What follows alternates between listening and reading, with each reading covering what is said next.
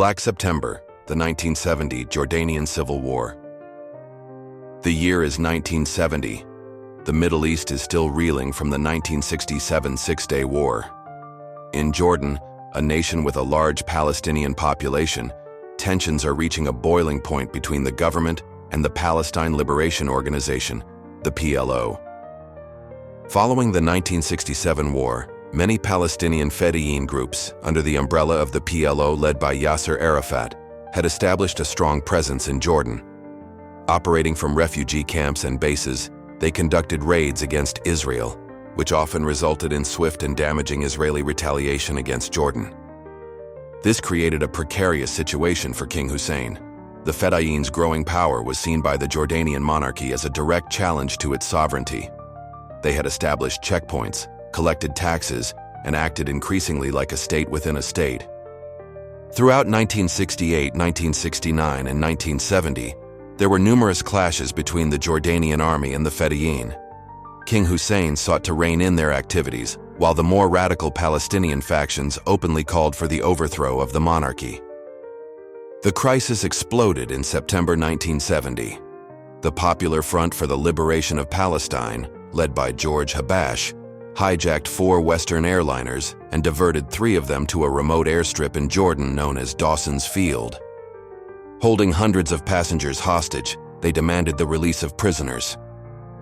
This audacious act was the final straw for King Hussein.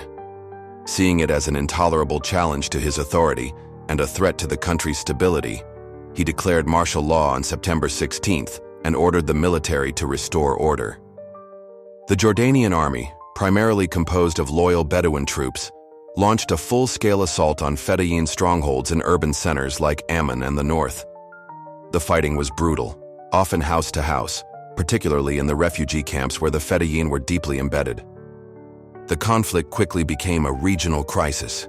Syria, under Hafez al-Assad, sent a tank force across the border to support the Palestinians, but this intervention was short-lived and ultimately repelled by the Jordanian army with some external pressure.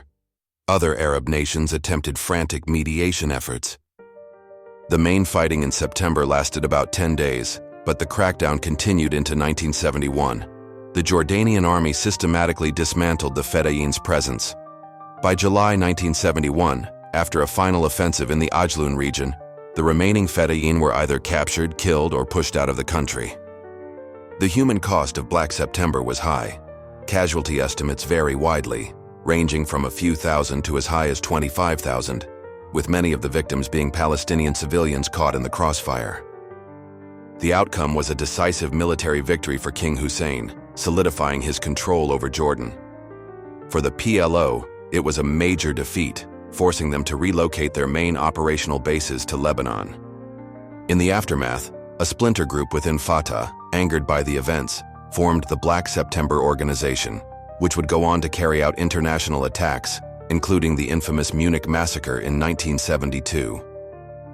The Black September conflict was a turning point in the Palestinian struggle, highlighting the complex relationship between Palestinian aspirations and the interests of Arab states.